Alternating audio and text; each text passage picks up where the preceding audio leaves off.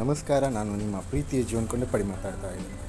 So ಈ ಒಂದು ವಿಶೇಷ ಏನಂದರೆ, ಇವತ್ತು PUC ಎಕ್ಸಾಮ್ನ ರಿಸಲ್ಟ್ ಬಂದಿದೆ. ಎಲ್ಲರಿಗೂ ಶುಭಾಶಯ ಕೊಡ್ತಾ ಇದ್ದೇನೆ. ಹಾಗೂ ಇವತ್ತು ಸೋತವರಿಗೂ ಶುಭಾಶಯ ಕೊಡ್ತಾ ಇದ್ದೇನೆ.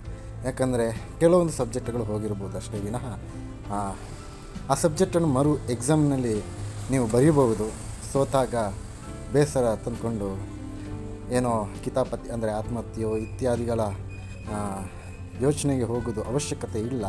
ಮರಳಿ ಪ್ರಯತ್ನ ಪಡಿ ಅಂತ ನಾನು ಕೂಡ ನಿಮ್ಮಲ್ಲಿ ರಿಕ್ವೆಸ್ಟ್ ಕೊಡ್ತಾ ಇದ್ದೀನಿ. ಸೊ ನಿಮ್ಮ ಜೀವನದಲ್ಲಿ ಬಹು ಆಯ್ಕೆಗಳು ಕೂಡ ಇದೆ. ಹಾಗಾಗಿ PUC ಆಗಿರಲಿ ಅಥವಾ SSLC ಕೂಡ ಆಗಿರಲಿ, ಸೋತಾಗ ಏನು ಮನೆಯಲ್ಲಿ ಆಗಿರಲಿ ಹೊರಗಿನವರಾಗಿರಲಿ ಏನು ಹೇಳ್ತಾರಂತ ಅಂದ್ಕೊಂಡು ಮಾನಸಿಕವಾಗಿ ನಕಾರಾತ್ಮಕ ಆಲೋಚನೆಗಳಿಗೆ ತಾವು ಹೋಗೋದು ಬೇಡ ಅಂತ ಹೇಳ್ತಾರೆ.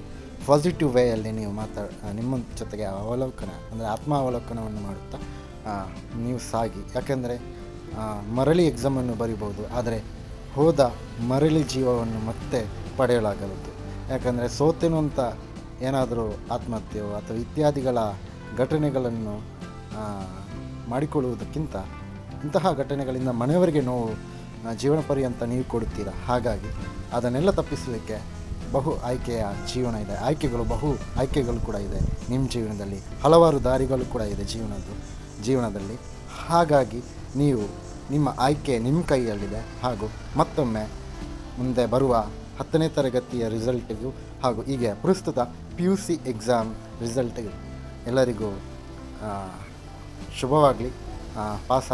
ಆದವರಿಗೂ ನಾನು ಮತ್ತೊಮ್ಮೆ ಉತ್ತಮ ಅಂಕ ತೇರ್ಗಡೆಗೊಂಡವರಿಗೂ ಆಲ್ ದ ಬೆಸ್ಟ್ ಹೇಳ್ತಾ, ಸೋತವರಿಗೂ ಮತ್ತೊಮ್ಮೆ ಆಲ್ ದ ಬೆಸ್ಟ್. ಎಕ್ಸಾಮ್ ಇದೆ, ಬರೆಯಿರಿ ಚೆನ್ನಾಗಿ. Take care, by, all the best.